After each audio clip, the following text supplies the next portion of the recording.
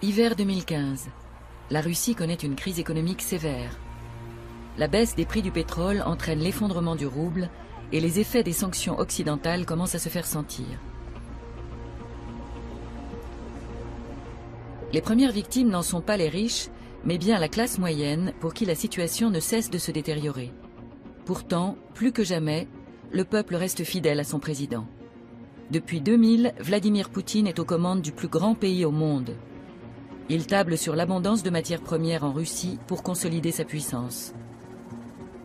Quand la conjoncture était meilleure, les revenus liés au gaz et au pétrole avaient rapporté 500 milliards de dollars dans les caisses de l'État. Pour Vladimir Poutine, la crise économique actuelle n'est qu'une mauvaise passe à surmonter en vue du renforcement de son pouvoir. Mais pour atteindre ses objectifs, il doit aussi accroître son influence sur l'économie et la politique de l'Europe occidentale.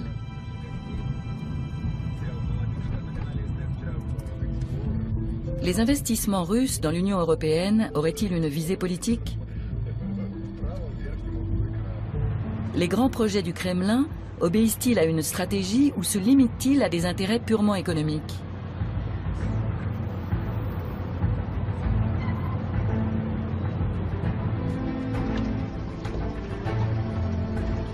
Notre enquête va nous mener dans les principaux milieux économiques européens où sont investis les milliards russes.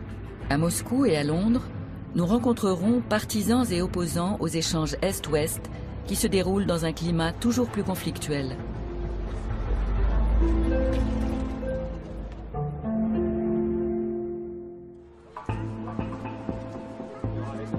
Octobre 2014.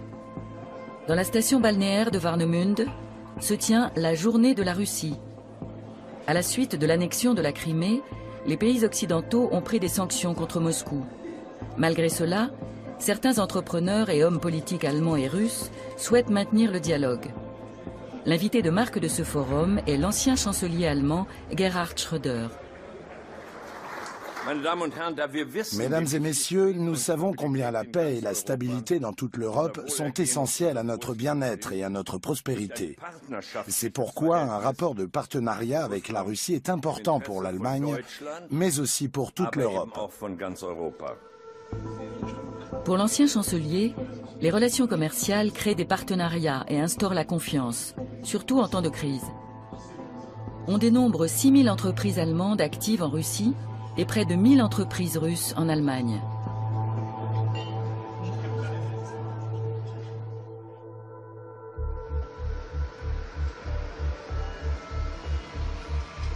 À Londres, à la rédaction du Guardian, nous rencontrons Luke Harding, correspondant à l'étranger pour le célèbre quotidien britannique. Le journaliste, âgé de 47 ans, a travaillé à Moscou pendant 4 ans. Il est sceptique quant à un éventuel partenariat économique entre la Russie et l'Europe.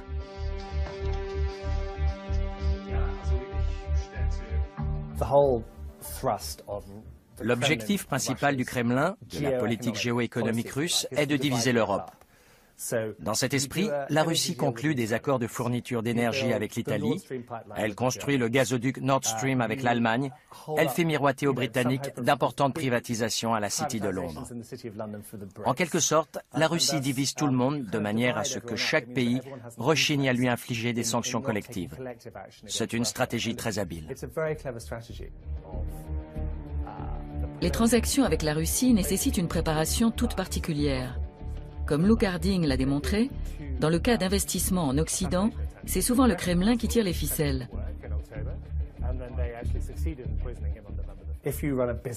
Quand vous faites des affaires, il vous faut ce que les Russes appellent krisha, c'est-à-dire un toit.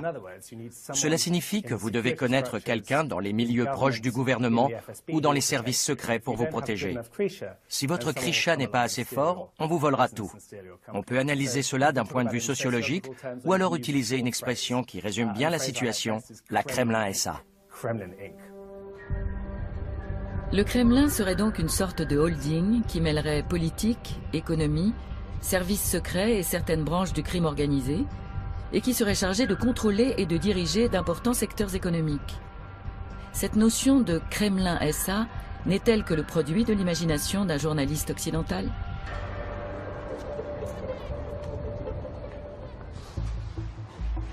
Nous rencontrons Boris Nemtsov à Moscou en décembre 2014. Il a été successivement gouverneur de sa région, puis ministre et vice-président du gouvernement de Boris Eltsine. L'opposant politique libéral, assassiné le 27 février 2015, a exprimé ces dernières années des critiques toujours plus acerbes à l'égard du Kremlin. Porté par sa volonté de préserver la démocratie et la liberté, il en a oublié toute réserve.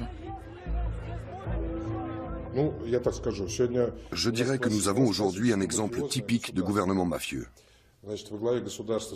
Vous avez au sommet de l'État des mafiosi, un cercle très restreint d'individus, qui vit sur le compte de cette mafia, qui dépend entièrement d'elle. Les lois ne les concernent pas. Poutine est-il lui-même un voleur?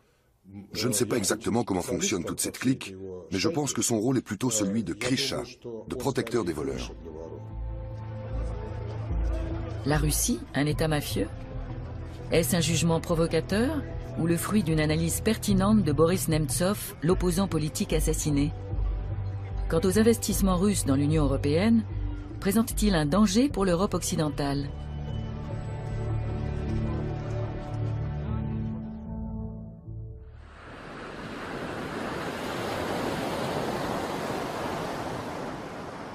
Nous sommes dans le nord de l'Allemagne, en Mecklembourg-Poméranie occidentale. La Russie est l'un des principaux partenaires économiques de la région. Les chantiers navals constituent le cœur industriel de ce land. Après la réunification de l'Allemagne, des millions ont été investis dans leur modernisation en faisant appel aux deniers publics. Aujourd'hui, ils disposent de brevets stratégiques et peuvent se prévaloir d'une riche expérience et d'un précieux savoir-faire. En 2008, un investisseur russe nommé Andrei Bourlakov a acheté 2 chantiers navals à Wismar et à Warnemünde. Dans le monde entier, la construction navale connaît les mêmes problèmes de financement, de surcapacité et de suppression d'emplois. Pourtant, l'investisseur russe fait des promesses et distille de nouveaux espoirs. Un tel optimisme peut-il être justifié? À Moscou, nous avons rendez-vous avec Alexander Levinsky.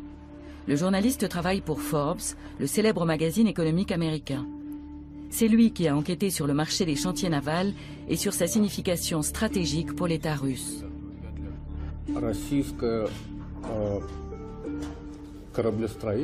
L'industrie navale de la Russie était essentiellement orientée vers la marine de guerre.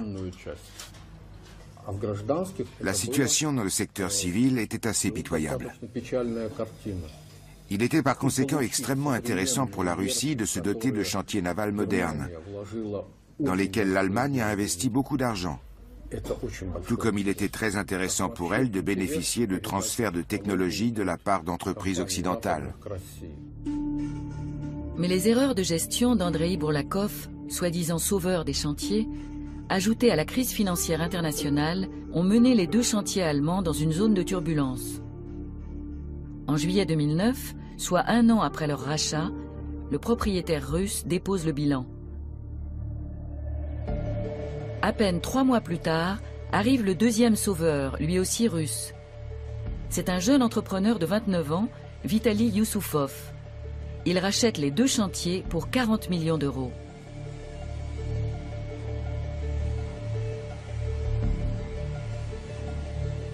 L'engagement massif des Russes dans une industrie aussi durement touchée par la crise soulève des questions.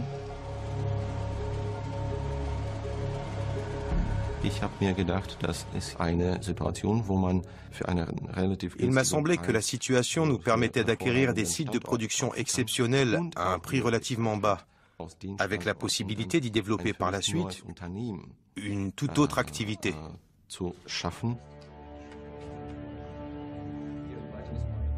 Avant de devenir le propriétaire de ces chantiers navals, Vitali Youssoufov a travaillé pour une filiale du géant énergétique russe, Gazprom. Aujourd'hui, le constructeur novice envisage avant tout de fabriquer des navires brise-glace destinés à l'industrie énergétique russe. L'Arctique recèle d'importantes ressources gazières. Le gaz naturel liquéfié est transporté par des navires spéciaux. Or, les chantiers navals russes n'ont pas les compétences pour les construire. Lors de la journée de la Russie à Warnemünde, Vitali Youssoufov est présenté comme un investisseur modèle. Cette fois, le succès semble au rendez-vous. Mais Vitaly Youssoufov est-il réellement le jeune entrepreneur habile qui s'est lancé seul dans cette entreprise risquée? Il suffit d'un regard sur son passé pour entrevoir des antécédents troubles et des liens inattendus.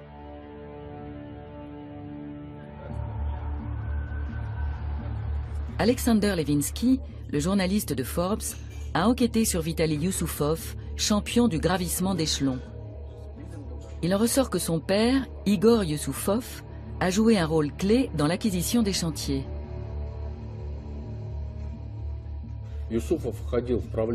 Youssoufov senior avait ses entrées à la direction de Gazprom et savait qu'il y avait un réel besoin pour de tels navires. L'alliance de la technologie allemande, d'un certain nombre d'entreprises russes de construction navale et de Gazprom en tant que commanditaire, cela promettait des profits fabuleux. Le père de Vitaly, Igor Youssoufov, est une personnalité de premier plan dans les milieux gouvernementaux. Jusqu'en 2013, il siège au conseil d'administration de Gazprom, le premier groupe énergétique mondial. Jusqu'en 2011, il fait fonction de mandataire spécial du président russe pour les questions d'énergie et de 2001 à 2004, il occupe le poste de ministre de l'énergie en Russie. On est alors en droit de se demander si le rachat des chantiers allemands ne s'est pas fait par décision de la direction de Gazprom ou sur ordre du Kremlin.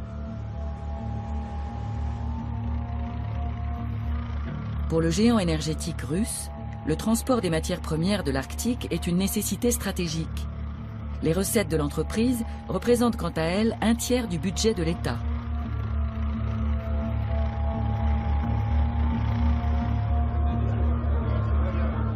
Lors de la journée de la Russie, Vitaly Youssoufov s'est présenté comme unique investisseur. Mais qui a bien pu offrir des millions à un entrepreneur de 29 ans pour une affaire aussi risquée? Est-ce son père, Igor, qui fait office de mécène et tire les ficelles en coulisses?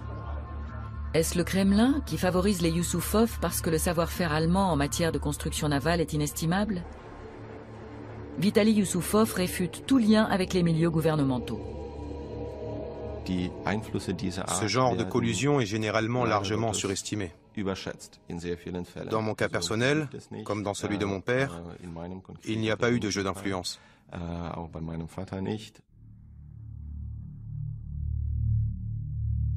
Dans quelle mesure les dénégations de Vitaly Youssoufov sont-elles convaincantes? Nouveau retour en arrière. En 2008, Andrei Bourlakov, le premier investisseur des chantiers de la Baltique, donne une réception à Moscou.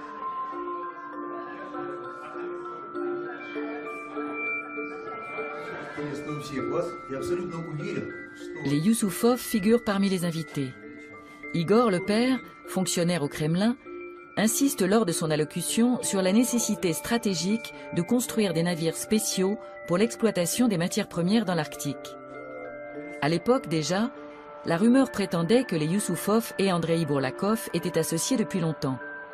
Nous posons la question directement à Vitaly Youssoufov en octobre 2014. Monsieur Bourlakov et votre famille étaient associés. C'est faux. Mais vous entreteniez des relations. Aucune relation. Ces liens dont font état la presse ont donc été imaginés? Parfaitement. Vous utilisez le terme qui convient. La presse crée souvent de toutes pièces ce genre de liens qui n'ont aucun fondement. Les témoignages divergent. Bourlakov a déclaré à plusieurs reprises qu'il connaissait Youssoufov père depuis plus de 15 ans. Pourquoi Vitaly nie-t-il toute relation entre Andrei Bourlakov et les Youssoufov? Que fait Igor, le père, à Wismar en 2008, ici aux côtés d'Andrei Bourlakov, avant que sa famille ne reprenne les chantiers en été 2009? La présence d'un haut fonctionnaire du Kremlin à la réception d'Andrei Bourlakov à Moscou n'est-elle également que le fruit du hasard?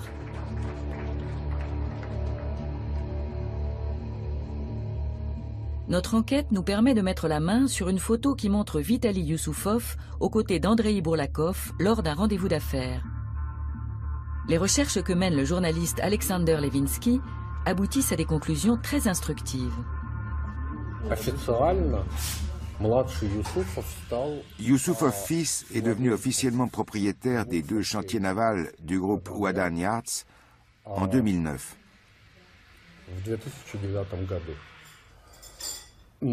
L'enquête que nous avons menée montre cependant que le père et le fils en étaient au moins copropriétaires avant cette date. Les Youssoufov étaient-ils déjà secrètement propriétaires des chantiers dès 2008 ? Andrei Bourlakov n'a-t-il servi qu'à leur ouvrir des portes ? Alexandre Levinsky a eu accès au dossier d'instruction de la police russe. En effet, à la suite de la faillite des chantiers, leur ancien propriétaire a été inculpé pour irrégularité dans le marché de la mer Baltique. L'audition des témoins confirmerait les liens commerciaux entre les Youssoufov et Andrei Bourlakov. Malheureusement, Andrei Bourlakov ayant été assassiné en 2011, son procès n'a jamais pu avoir lieu.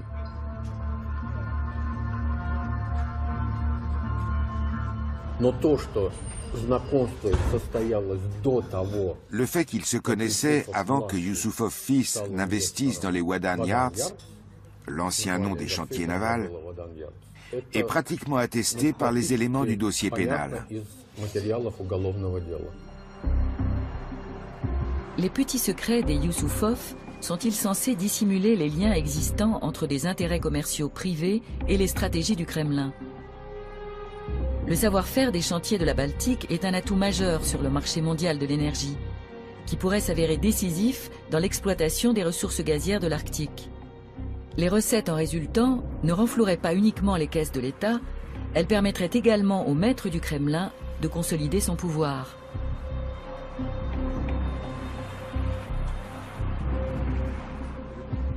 Beaucoup d'indices tentent à prouver que les négociations en Mecklembourg-Poméranie occidentale ne se sont pas faites carte sur table et qu'elles ont manqué de transparence.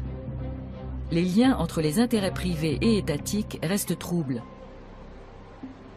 Évidemment, pour les ouvriers de la Baltique, l'enjeu est tout autre. Ils souhaitent conserver leur emploi et que les grues continuent de tourner.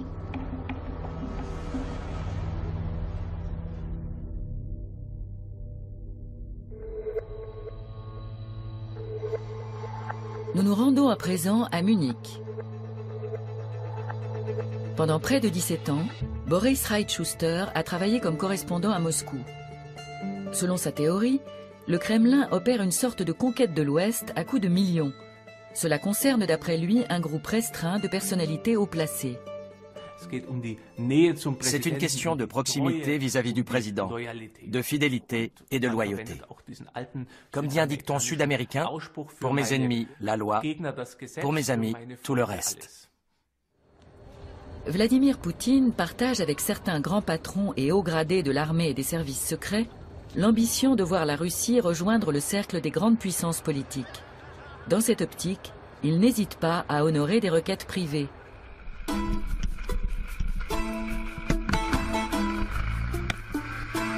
Il est facile pour le pouvoir en place d'accuser les détracteurs étrangers d'être des ennemis de la Russie. Mais les activistes russes ne manquent pas d'imagination pour trouver des renseignements. Ils prennent même de la hauteur, au sens propre, pour vérifier dans quelles conditions vit l'entourage de la Kremlin SA.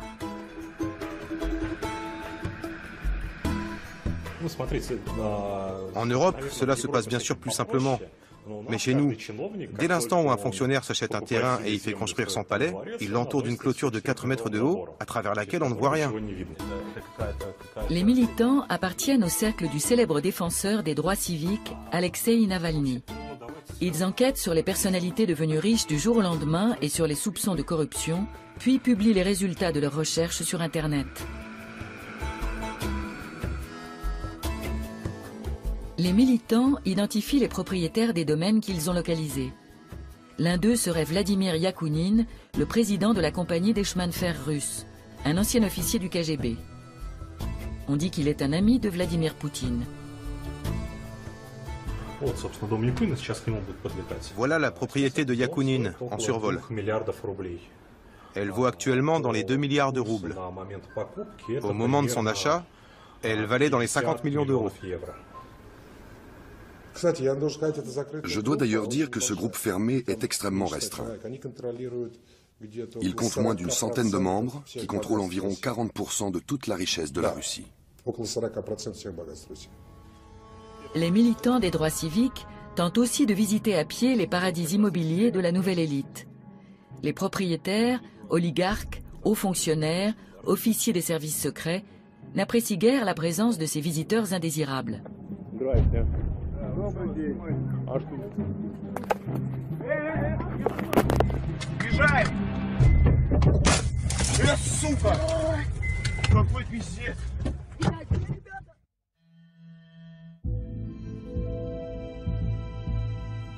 Sous le règne de Vladimir Poutine, les services de sécurité sont devenus l'épine dorsale du pouvoir.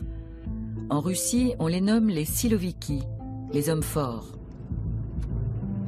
D'anciens officiers issus de la police, de l'armée ou des services secrets gèrent aujourd'hui des entreprises de matières premières, des banques, des usines d'armement et représentent une partie importante de la Kremlin SA. La corruption a été institutionnalisée et soumise au contrôle de Vladimir Poutine, de ses amis et d'une bulle au sein des services secrets. À ce sujet, Olga Krishtanovskaya a fait un travail remarquable qui montre que 2/3, voire 3/4 des hauts responsables actuels au Kremlin sont d'anciens membres du KGB. Kremlin SA, groupe mafieux et État policier, ces notions ne seraient-elles que l'expression d'une propagande russophobe savamment orchestrée. Fin 2010, Luke Harding, correspondant au Guardian à Moscou, est rappelé à Londres. Des milliers de documents secrets sont parvenus à la rédaction du journal. C'est le fameux Wikileaks, dont une partie des feuillets décrivent la structure de la Kremlin SA. Pour moi, c'était la plus belle des confirmations. Tout le monde savait que la Russie était corrompue, mais encore fallait-il le prouver. Je travaillais sur ce sujet depuis très longtemps déjà, et en fait, il se trouvait que les gouvernements américains et britanniques étaient eux aussi arrivés à la même conclusion. Voici le genre de document clé, câble diplomatique de l'ambassade américaine. La Russie est un État mafieux. Il provient d'un enquêteur espagnol et il y est indiqué « No foreign », à ne pas divulguer. C'est un document secret du gouvernement américain.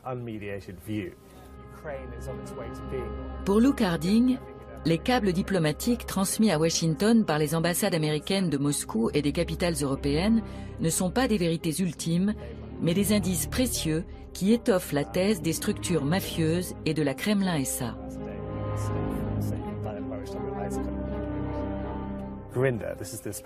José Grinda, le procureur espagnol, a déclaré qu'il considérait la Biélorussie, la Tchétchénie et la Russie comme des États mafieux.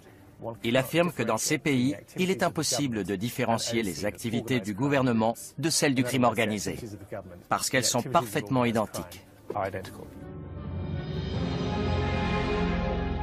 Dans les dossiers de Wikileaks, Luke Harding trouve 3000 documents secrets relatifs à la Russie. Il écrit plusieurs articles sur le sujet, ainsi qu'un livre intitulé « Russie, État mafia ». La réaction du Kremlin ne se fait pas attendre. Lors de son retour à Moscou, il se voit refuser l'entrée dans le pays.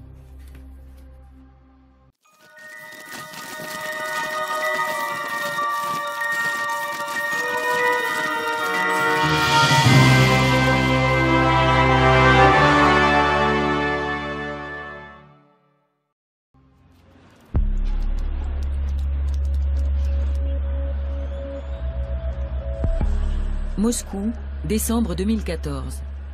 Cette atmosphère de crainte et de méfiance ne règne pas qu'au sein des médias étrangers. Le journaliste moscovite Mikhail Zygar connaît parfaitement les limites de la liberté de la presse en Russie. Il est rédacteur en chef de la chaîne de télévision indépendante Dojd, plateforme critique appréciée surtout des jeunes.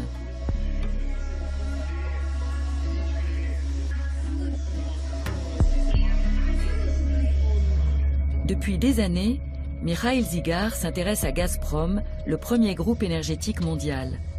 Dans les années 90, l'entreprise a été le berceau de l'enrichissement personnel des dirigeants et fonctionnaires du parti.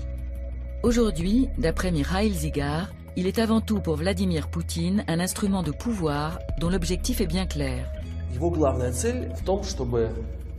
Son objectif essentiel est de faire en sorte que l'Europe dépende de Gazprom, et donc de la Russie. C'est comme la serrer dans ses bras pour mieux l'étouffer. Gazprom ou le remède miracle de Vladimir Poutine. Les recettes du géant gazier permettent d'équilibrer le budget de l'État. Ces bénéfices, qui se chiffrent en milliards, financent la construction de gazoducs vers l'Occident. Gazprom fournit à l'Allemagne, à l'Italie et à l'Autriche jusqu'à 60% de leurs besoins énergétiques. En Europe de l'Est, la Bulgarie, la Pologne et l'Ukraine sont pratiquement entièrement dépendantes des livraisons russes.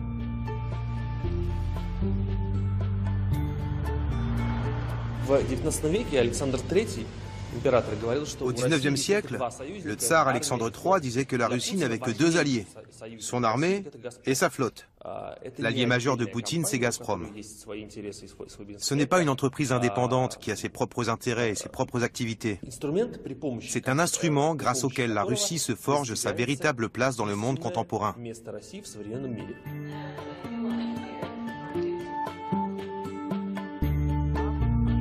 Elmar Brok a été président de la Commission des Affaires étrangères au Parlement européen. Depuis des années, ce spécialiste de l'Europe de l'Est dénonce les liens étroits qui unissent responsables politiques et économiques en Russie. Les Russes veulent jouer d'influence. Ils cherchent à limiter les possibilités d'action de l'Europe. C'est pour ça qu'ils investissent systématiquement dans les domaines liés à la sécurité et qu'ils prennent des parts dans des entreprises bien spécifiques. Ils procèdent ainsi à grande échelle dans les pays baltes, en Serbie, dans les Balkans, mais aussi dans des pays membres de l'Union européenne. Ils n'agissent pas uniquement dans un intérêt économique. Ils ont une stratégie politique claire. C'est un fait que nous avons trop longtemps occulté.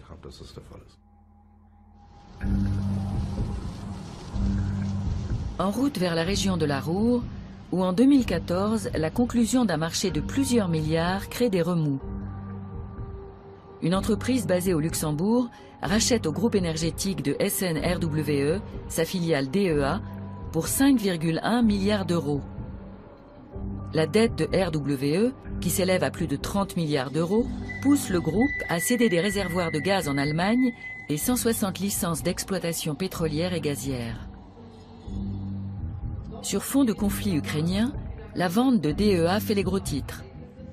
Il se trouve en effet que l'entreprise luxembourgeoise Letter One est dirigée par des investisseurs russes. Les opposants à cette vente prétendent qu'elle va à l'encontre de la position du gouvernement allemand qui prône la réduction de la dépendance énergétique face à la Russie. En effet, les licences pétrolières et gazières de DEA lui permettent d'extraire dans la mer du Nord, au Proche-Orient et en Afrique du Nord.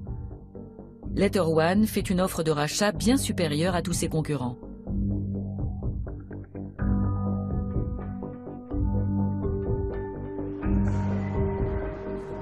Pour Oliver Krischer, député écologiste spécialiste de l'énergie, les sommes mises en jeu parlent d'elles-mêmes.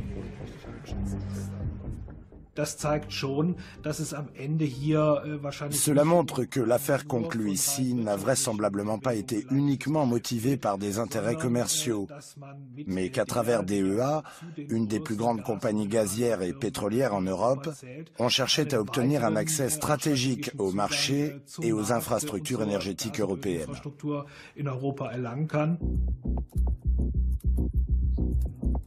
Que sait-on au juste à propos de Letter One ? Mikhail Friedman, un oligarque discret, l'un des plus riches entrepreneurs russes, a créé cette société avec un associé. Il doit sa fortune au plus grand groupe industriel et financier russe, le groupe Alpha. D'anciens dirigeants du groupe travaillent au sein du cabinet présidentiel sur la Place Rouge. Dès le début des négociations, la commission des affaires économiques du Bundestag avait émis de sérieuses réserves quant à cette vente.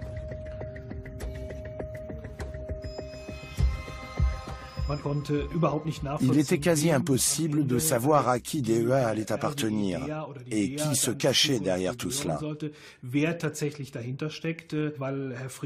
M. Friedman avait fait état d'une structure de propriété particulièrement complexe. On parlait d'un montage financier à 10 niveaux. L'acheteur officiel de DEA est la société Letter One. Ce n'est qu'en 2013, soit peu de temps avant cet achat, que l'entreprise est enregistrée au Luxembourg. Le gouvernement fédéral surveille les négociations et finit par approuver la vente. Il s'appuie pour cela sur le fait que l'entreprise Letter One est domiciliée dans l'Union européenne. Pour Oliver Krischer, cet argument purement formel est cousu de fil blanc.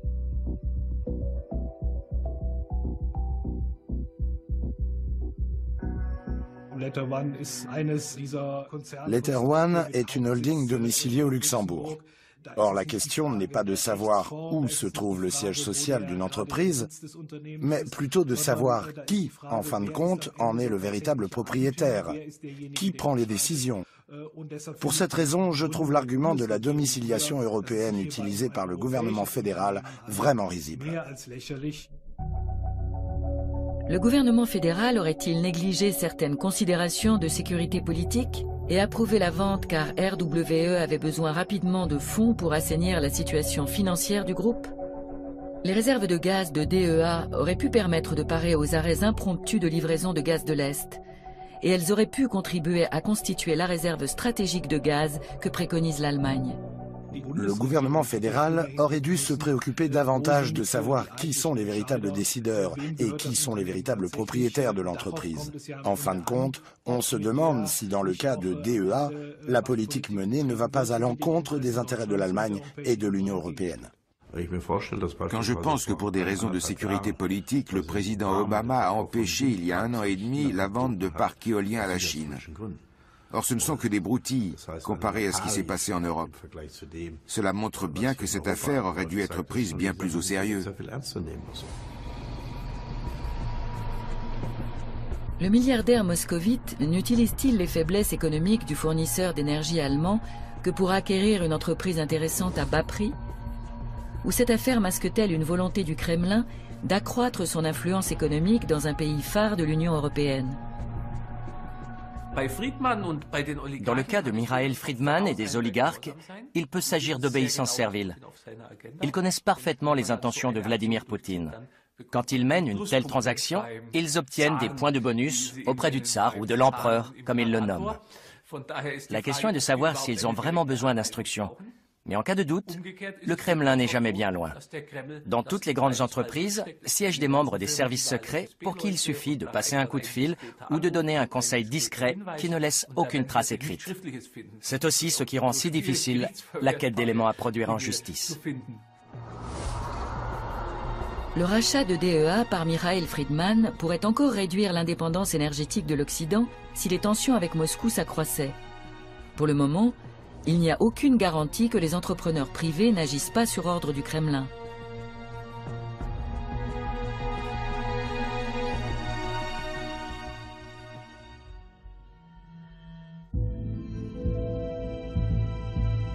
Un mélange d'espoir de relance et de méfiance entoure les investissements russes en Occident. Au cours du deuxième mandat de Vladimir Poutine, Moscou s'efforce de dépasser l'image bien ancrée d'ours imprévisible que renvoie la Russie.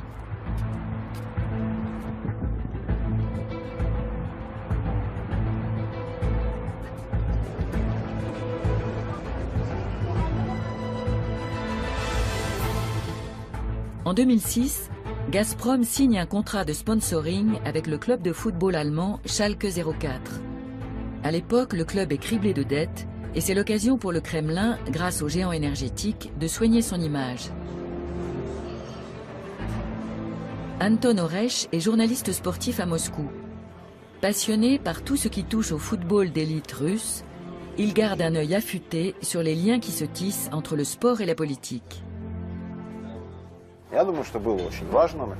Je pense que c'était très important à un certain stade pour l'image de la Russie et pour permettre à notre géant de l'industrie du gaz et du pétrole de se développer en Occident.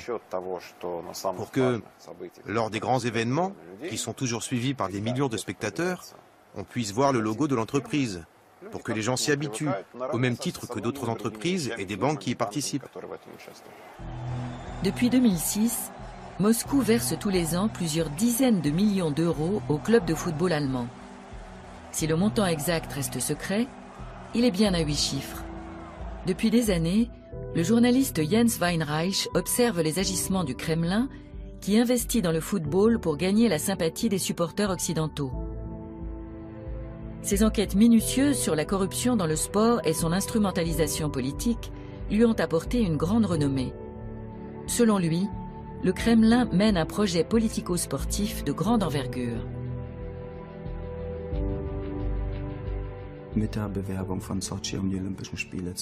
C'est en 2005, avec la candidature de Sotchi pour les Jeux Olympiques, que la Russie a commencé à instrumentaliser le sport, à s'en servir comme trait d'union entre la politique et le monde des affaires, avec toujours la même idée de promouvoir l'élite mondiale russe dans tous les domaines possibles et donc aussi en sport. C'est cette même ambition qui a motivé la candidature de la Russie à l'organisation de la Coupe du monde de football.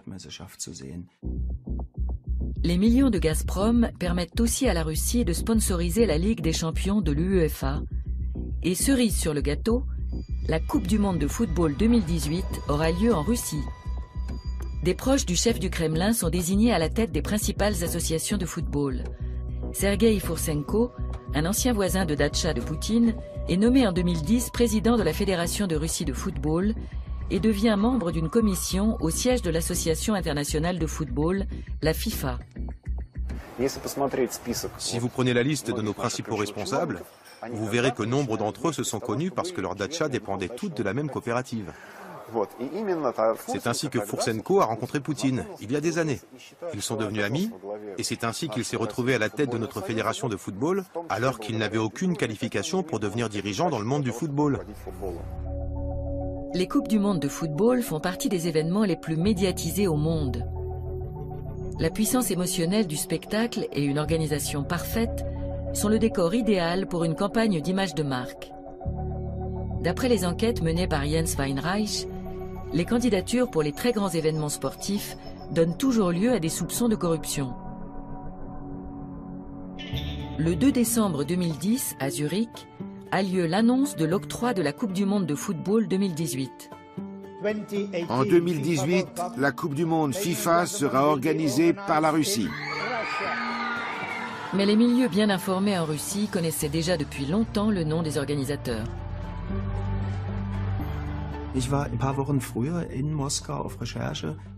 J'étais allé enquêter à Moscou quelques semaines plus tôt, et mes amis dans les médias russes, mes contacts et les personnes que j'avais prévu d'interviewer ont tous affirmé que les Russes fêtaient déjà leur victoire pour 2018.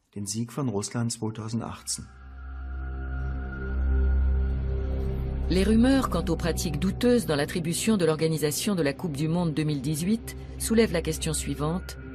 Est-ce l'argent du Kremlin qui a permis à la Russie d'accueillir la prestigieuse compétition? Après une enquête interne, la FIFA rejette ces allégations. Je suis intimement persuadé que l'attribution de la Coupe du monde a été obtenue de façon frauduleuse. Est-ce que je peux dire qu'elle a été achetée d'un point de vue juridique? Je peux l'affirmer d'un point de vue général parce que je n'implique personne ni aucune institution. Quoi qu'il en soit, l'attribution de la Coupe du monde 2018 n'a en aucun cas suivi l'ordre normal des choses. En dehors de certains indices, il n'existe actuellement aucun élément de preuve incontestable susceptible d'être produit en justice pour confirmer les propos de Jens Weinreich. Pour les supporters du Schalke 04, la Coupe du monde est encore loin. Ce qui compte pour le moment, c'est la force de leur équipe. Des études menées par Gazprom montrent que l'aide apportée au club de la Ruhr a permis d'accroître la notoriété et le capital de sympathie du groupe russe auprès du public.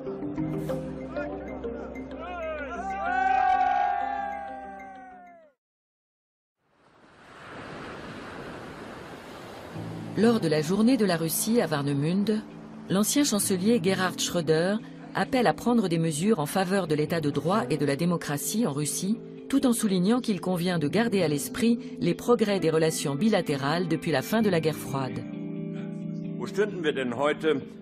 Où serions-nous aujourd'hui si au cours des décennies précédentes nous n'avions pas construit et préservé la confiance bilatérale qui nous unit? C'est bien cette confiance qui a permis à l'Allemagne de se réunifier et à l'armée russe de se retirer des États de l'ancien bloc de l'Est.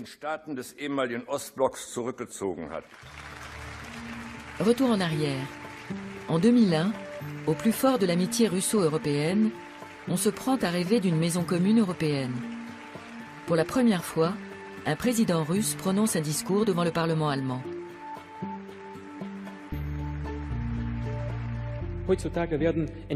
Souvent, des décisions sont prises sans que nous ayons été consultés. Après coup, on nous demande de les entériner. On reparle de la loyauté de l'OTAN. On entend même dire que sans la Russie, ces décisions ne pourraient être mises en œuvre. Tout cela est-il normal? Est-ce là un véritable partenariat? Qu'en est-il de l'ingratitude, du mépris et du manque de respect dont fait preuve l'Occident, comme le dénonce Vladimir Poutine?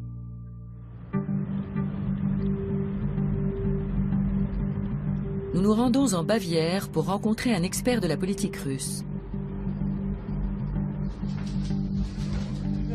À la fin des années 90, Alfred Koch a été vice-premier ministre de Russie, chargé de la privatisation de l'économie. Pendant de nombreuses années, cet homme politique libéral a formulé de vives critiques à l'encontre du régime du Kremlin. Alfred Koch vit en Allemagne depuis 2013. Souvenez-vous, en décembre 2011, on a commencé à assister à de grands rassemblements. Et en mai 2012, l'un de ces rassemblements a été violemment réprimé. Depuis, on emprisonne les militants qui y ont participé.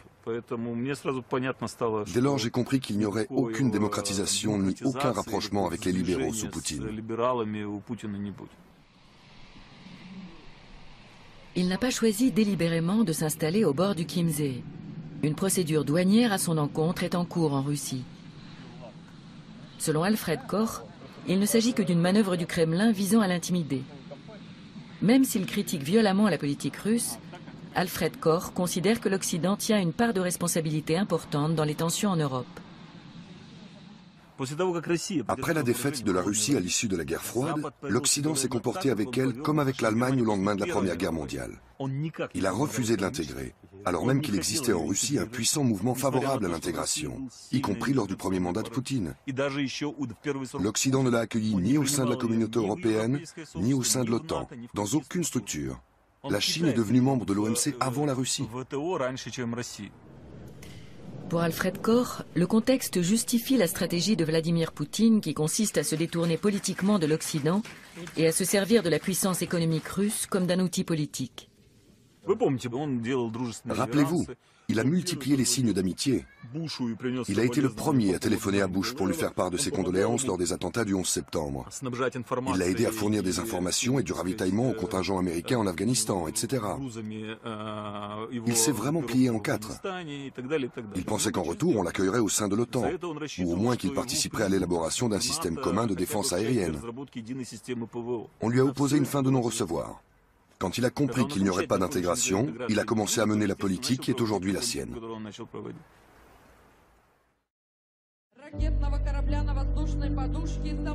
Le conflit ukrainien est bien la preuve que la Russie opte désormais pour la confrontation plutôt que pour la collaboration. En 2014, c'est avec une parade militaire que Poutine célèbre officiellement l'annexion de la Crimée à Sébastopol. La flotte joue un rôle prépondérant dans sa politique de démonstration de force. En 2011, la Russie conclut un contrat spectaculaire avec la France qui doit lui fournir son bâtiment de guerre le plus moderne, le Mistral. Son prix, 1,2 milliard d'euros. Ce navire est capable d'assurer le transport rapide et facile d'hélicoptères, de blindés et de troupes. Il faut se rappeler que le chef de la marine russe avait dit, avec un bâtiment comme le Mistral, pour attaquer la Géorgie, on n'aurait pas mis 26 heures, on aurait mis 40 minutes. Et il faut que les Français prennent conscience que ce n'est pas simplement un équipement mineur avec une armée qui a beaucoup de moyens, c'est un outil majeur de déstabilisation de pays aux frontières de l'Europe.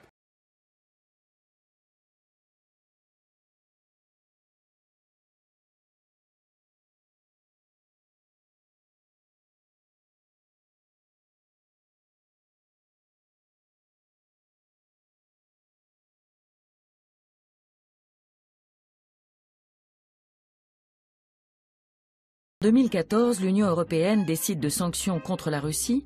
La vente des navires de guerre ne figure pas dans l'embargo de vente d'armes qui vient d'être instauré. L'Europe est très divisée par rapport à la Russie. La France a réussi, dans les sanctions européennes, à faire qu'il y ait un embargo sur les ventes d'armes, mais sur des nouveaux contrats, pas sur des contrats qui étaient déjà engagés.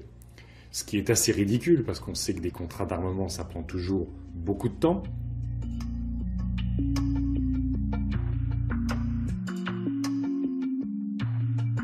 À l'automne 2014, des marins russes s'entraînent à Saint-Nazaire avant la prise de possession des deux navires. Le contrat serait-il rempli avec la livraison du Vladivostok et du Sébastopol? Et si le contrat donne satisfaction, il y aurait potentiellement 2 navires supplémentaires. Encore une fois, ce sont des navires qui sont co-construits par les Russes et par le Français, avec beaucoup de transferts de technologies françaises, mais dont on ne sait pas au fond les détails, puisque évidemment ce contrat n'est pas public.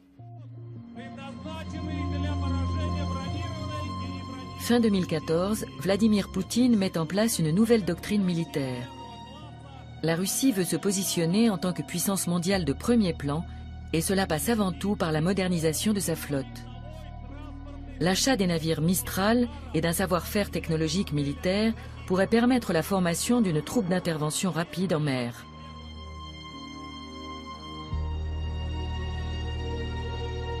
Si la France annulait la commande, elle serait contrainte de s'acquitter d'une énorme amende pour rupture de contrat. D'après les sondages, la majorité des Français se prononce en faveur de la livraison des vaisseaux. Même le Front National y est favorable. Que si le Front National flirte avec Poutine, c'est parce que Poutine a décidé de financer une partie de l'extrême droite européenne, y compris le Front National, et que son objectif, c'est de faire que l'Union européenne cesse d'être le garant de la démocratie, des droits de l'homme. Depuis l'annexion de la Crimée, la situation politique en Europe a considérablement évolué. La France suspend jusqu'à nouvel ordre la livraison des 2 bâtiments de guerre.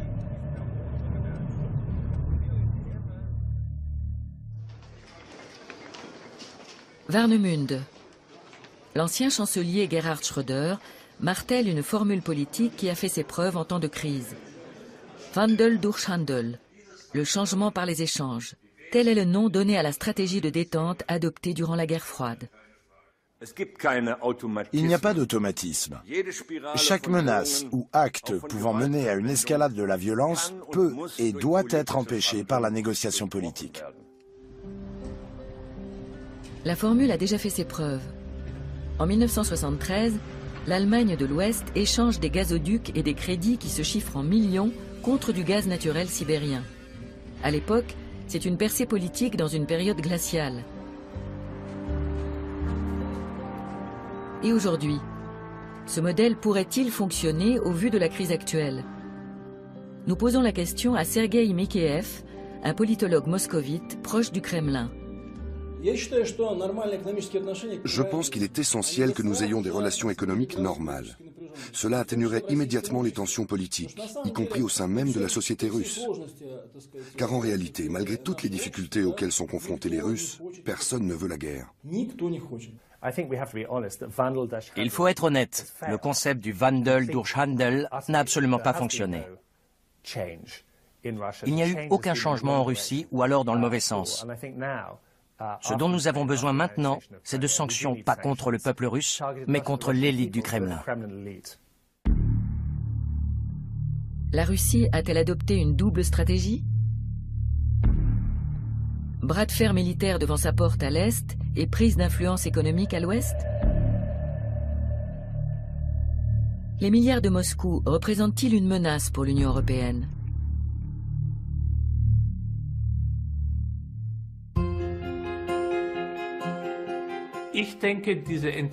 Cette conception russe d'une économie agressive et contrôlée s'importe chez nous et prend racine peu à peu en Europe. Tandis que nous continuons de croire que l'économie de marché et la démocratie sont un don de Dieu.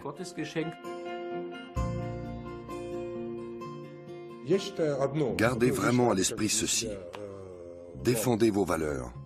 N'acceptez pas de compromis sur les droits de l'homme, sur la question de l'état de droit, sur le respect des obligations internationales, sur la paix et la sécurité.